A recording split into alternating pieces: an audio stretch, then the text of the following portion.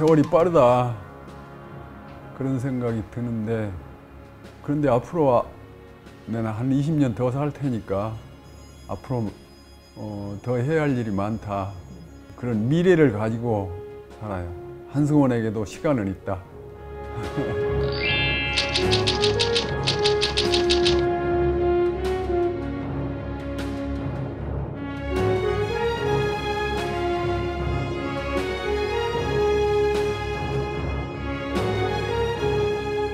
승려들이 자기도 구제하고 많은 사람들을 구제하잖아요.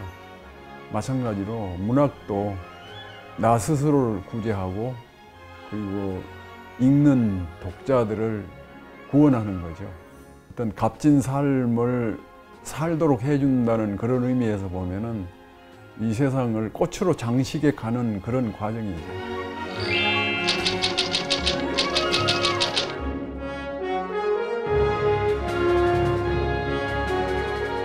나는 고향 그러면은 그런 그 맛깔스러운 고기나 해조류, 조개들이 생각나고, 그런 것들을 먹으면 막 기운이 샘솟고 새로운 삶을 더 기운차게 살고자 하는 의욕이 생겨요.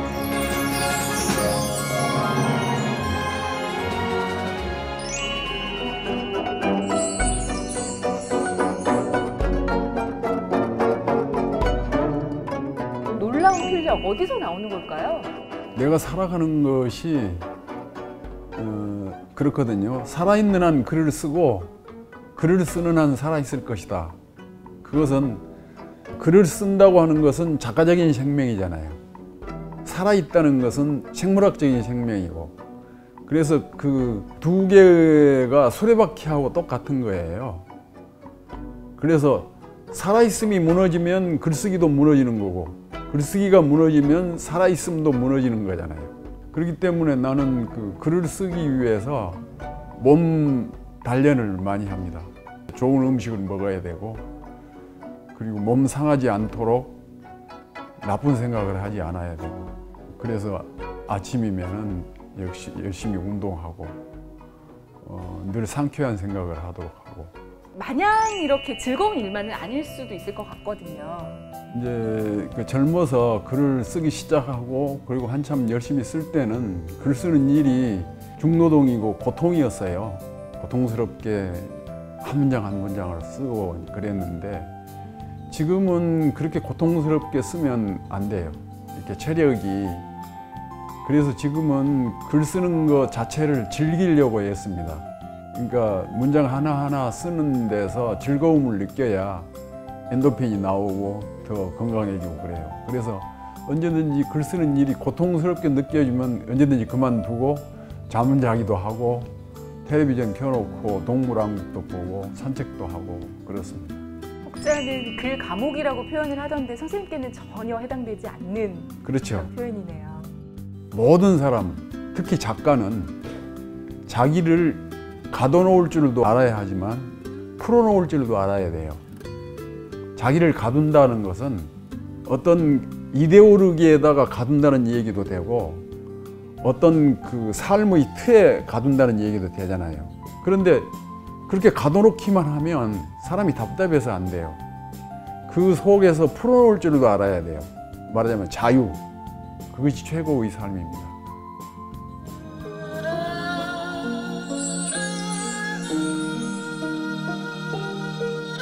바다를 굉장히 무서워하셨다고요?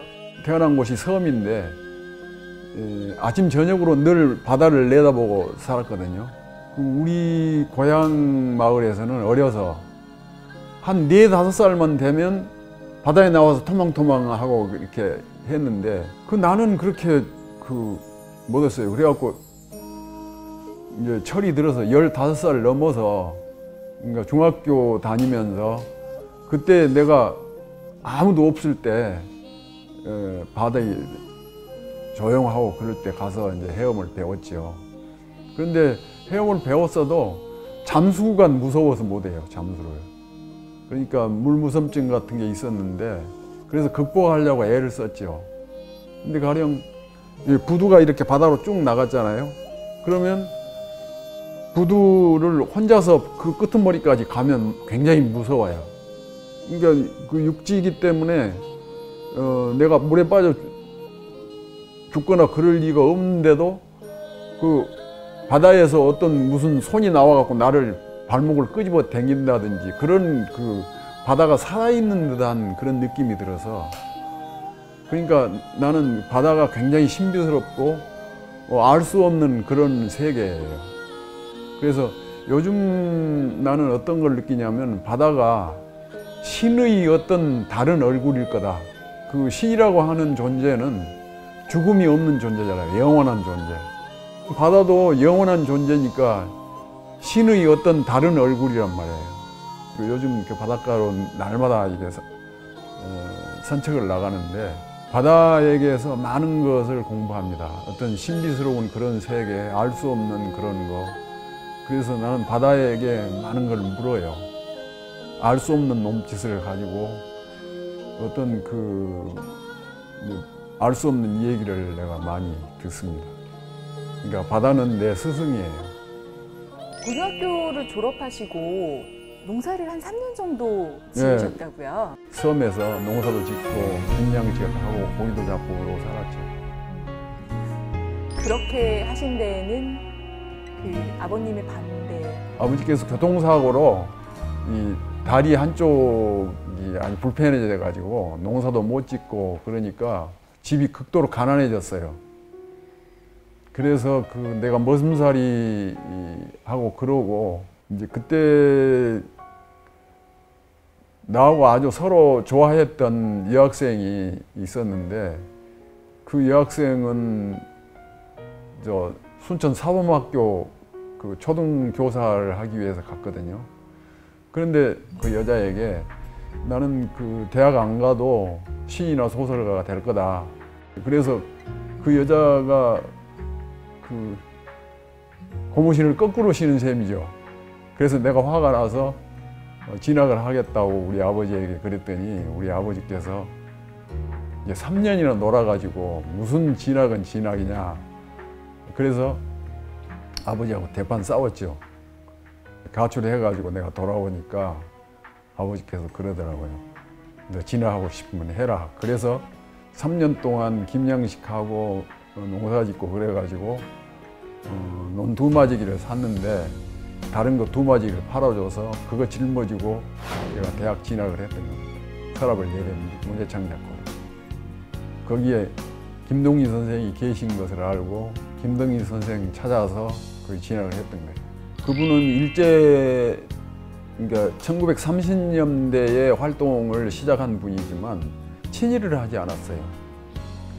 그리고 김동석이라는 평론가하고 아주 새파란 그 젊은 작가 김동리하고 서로 논전을 했는데 김동리가 결국은 이긴 셈이죠.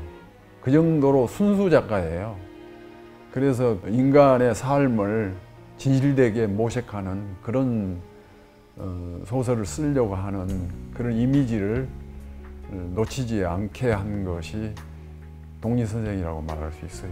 어렸을 때부터 이렇게 습작을 좀 하셨어요? 고등학교 졸업하고 습작을 많이 했는데 그것이 어설픈 습작이죠. 그때의 고뇌, 그때의 방황, 그때의 절망 이런 것들이 오늘의 나를 만들어준 거죠. 절망과 방황과 실패 없이는 성공은 있을 수 없는 거죠. 어떻게 하면 정말 나만의 색깔을 낼 수 있는 글을 쓸까라는 고민을 정말 치열하게 하셨을 건데 이제는 조금은 알 것 같다. 어떤 작품을 드실 수 있을까요? 그런 생각을 늘 하면서 살았어요. 내 소설이 출판이 되면은 가령 100만 독자가 읽어줄 거라든지 10만 독자가 읽어줄 거라든지 만 명이 읽어줄 거라든지 이런 생각을 하지 않았어요. 어떤 단 한 사람이 감동적으로 읽어주면 된다.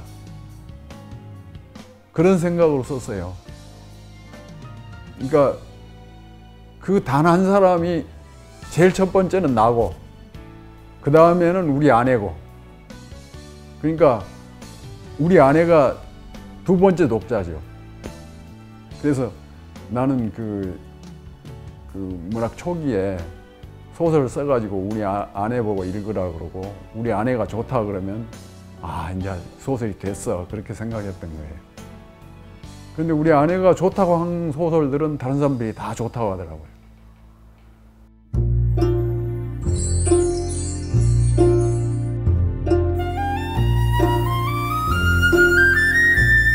우리 아들딸이 쓴 소설을 보면 나보다 훨씬 참신하고 문장들도 훨씬 섬세하고 내가 질투를 느낄 정도로 그렇게 좋아요.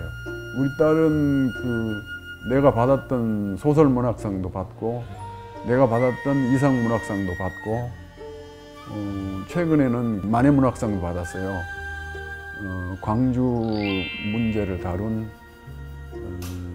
소년이 온다라는 작품으로 그랬는데 지금 채식주의자가 일본어로도 번역이 되고 프랑스 말로도 번역이 되고 그랬어요.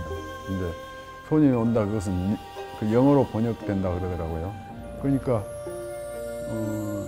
애들은 그야말로 글로벌하게 발전하고 있는 거죠. 그래서 나는 아주 행복합니다. 왜냐하면 효자는 승어부 해야 되잖아요. 나도 우리 아버지보다 더 잘했는데 그 아이들은 이 애비보다 더 잘하니까 내가 얼마나 행복하겠어요. 문학학교를 찾아오는 그 많은 분들 중에 굉장히 선생님께 인상적이었던 그런 분들도 있으실 것 같아요. 방향이라든지 어떤 에너지를 얻기 위해서 찾아온 사람들이 많아요. 시인이라고 하는 사람은 어떤 사람이냐 하면은 물속에 빠져있는 달을 건지려고 헤엄쳐 가다가 빠져 죽는 사람이 시인이다. 그러니까 물에 빠져 죽을 겁내지 말고 달을 건지러 가는 이태백 같은 시인이 되어라. 그런 얘기를 하죠. 그리고 소설가 지망생들에게는 미친 듯이 살아야지. 그냥 나 소설을 사랑한다는 정도로 사랑하면 그것을 얻지 못한다. 젊어서부터 요거 조그만 A4 용기에다가 검은 글씨로 광기라고 한자로 써서 서재에다 붙여놓고 살아요. 미친 듯이 책 읽고 미친 듯이 소설 쓰고 미친 듯이 시 쓰고 그러고 살자고. 지금 이 삶이 그 결과예요.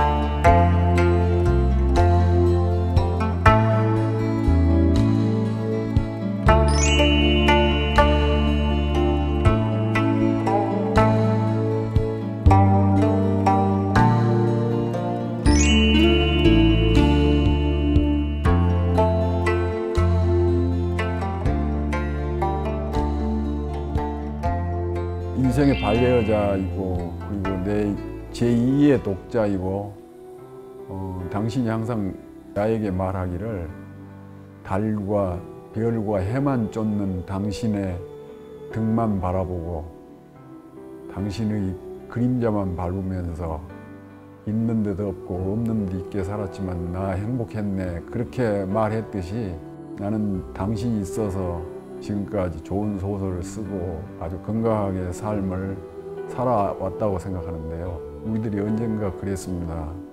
이제 이별 연습을 한다. 이 세상과 이별 연습을 하고 당신과 내가 이별 연습을 하기 위해서 우리들 하루 한순간 한순간을 값지게 살려고 지금 제가 애쓰고 있습니다. 그게 이별 연습인데 우리 이별 연습을 위해서 남은 삶을 더 보석처럼 한 땀 한 땀 떼갑시다. 그러면 해도 달도 별도 이 세상의 모든 것들이 전부 다 우리 것이 될 것입니다.